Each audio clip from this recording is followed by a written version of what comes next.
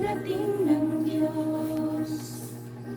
Walang sumalubong sa pagdating niya. Higit pa walang may alam sa gagawin ng Diyos. Walang may alam ng gagawin niya. Buhay ng tao'y sadyang hindi nagbabago.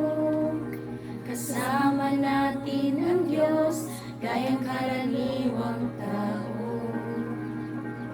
Bilang pinakahamak sa lahat ng tagasunod, bilang karaniwang mananalig, may sarili siyang hangarin at layunin. May pagka-Diyos siyang di taglay ng tao. Walang nakabatid ng kanyang pagka-Diyos o hangkay-hang kanyang diwa sa tao. Kasama natin siya sa pamumuhay. Walang takot at malaya. Ang tingin natin sa Kanya ay diigib, sa walang halagang mananalig. Kanyang minabastan ang bawat kilos natin at lahat ng ating saloobin.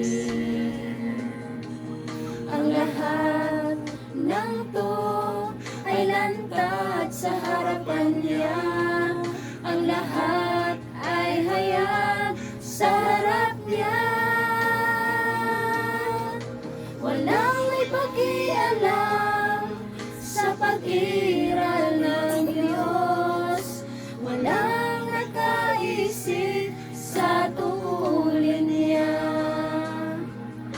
Higit sa lahat, walang sinumang naginala tungkol sa kung sino siya.